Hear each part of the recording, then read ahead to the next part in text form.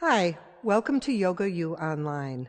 My name is Rhoda Miriam, and I'm here to offer a gentle practice I call Yoga for Slow Living.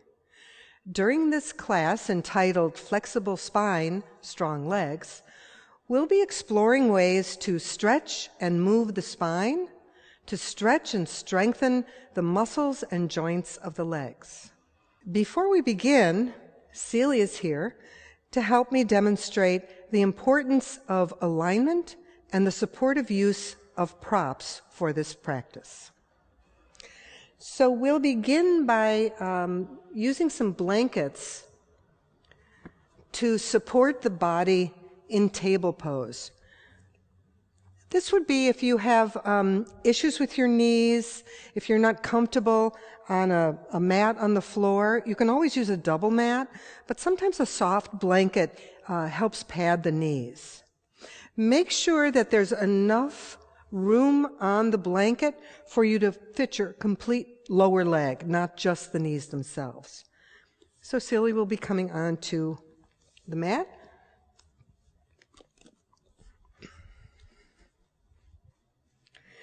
With knees on the blanket, make sure that the hips are directly over the knees. So this is an alignment issue, and whether you're using a blanket or not, you want to check in and make sure that that's the case.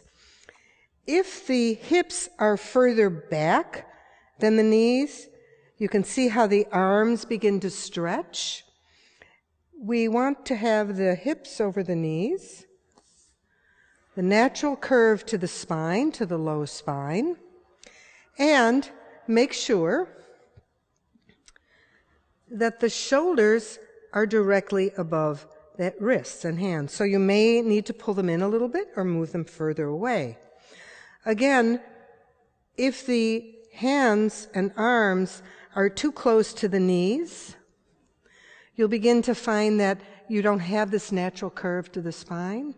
So if Celia brings her hands a little bit closer, the spine will start to round a little bit. So we want to make sure we have a lengthened spine with natural curves.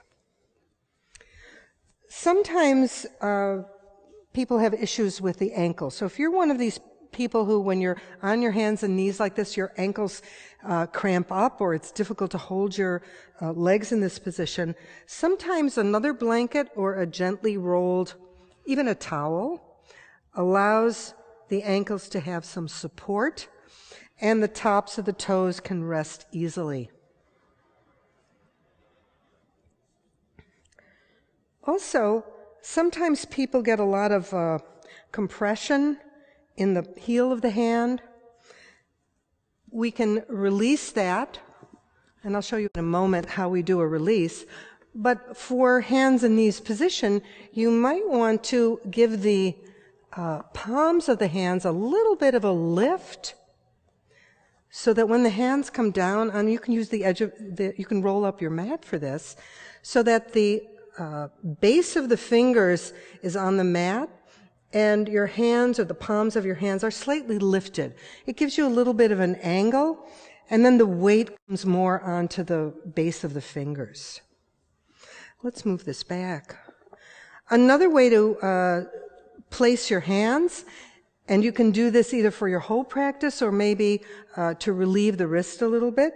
If you rest right on the knuckles and send your thumbs forward, there's a way to help put a little bit more pressure toward the front of the thumb. Now, if you have thumb issues, this wouldn't be very supportive for you. But this is something you can do if keeping your hands in this position begins to be uncomfortable. Okay. I encourage you to try these props and supports and see what works for you.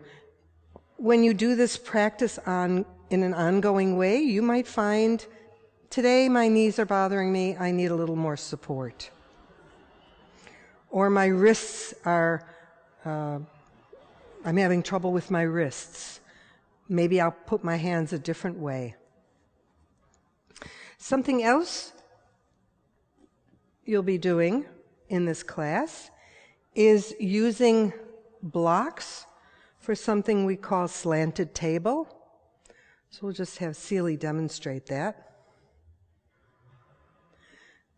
In this position, you want to make sure that the blocks act as extensions to your hands and arms, and that your spine stays long. Okay. If your wrists begin to bother you after being on your hands and knees for a while, one way to release the hands and open up the wrist joint is to wrap your finger, your thumb and your finger, around one wrist. Relax the arm that you're holding. Really let that shoulder blade and shoulder draw down, and gently squeeze, not too hard, squeeze as you draw the hand up, opening the joint just a little bit, and then relaxing. You can do both sides that way. Another way to release the wrists is to circle your hands around the wrists, one way and then the other. And for some people, just a gentle pressure against the tops of the fingers toward the arm. Or even for some people, a pressure away, which opens up the underside of the wrist and hand. It's important in this practice, or any yoga practice, to remember that you are your first primary teacher. Pay attention to what's happening to you, and if anything is being offered that doesn't work for you, stop. If you feel that you need to stop the practice, do so.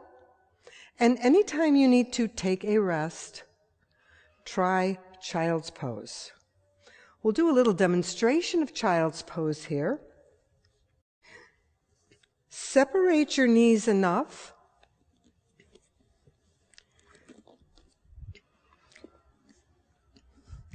and let the toes come together so that when you come down into child pose, the whole of your abdominal area is able to hang and rest. This actually frees up some of the organs and gives the abdominal organs, the digestive organs, an opportunity to just rest and hang in space. Also, in child pose, if you're going to rest here for a while, you may be having issues with compression in your knees, and your buttocks may be a little bit higher than you'd like it. So you can take a blanket or a cushion, make a roll, as though you're making a little seat,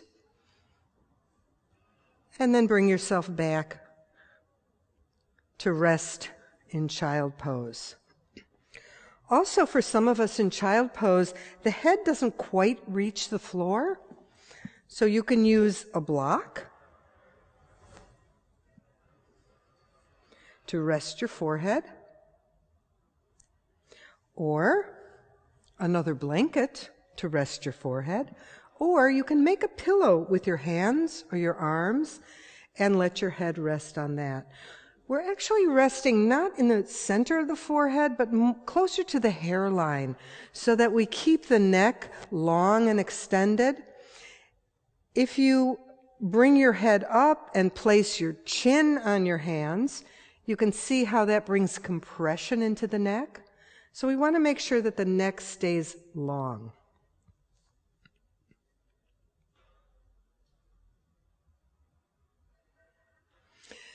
Great resting pose in between practices, at the beginning or end of a practice, or any time during your day. That's it for props and alignment. I hope you enjoy flexible spine, strong legs. Namaste.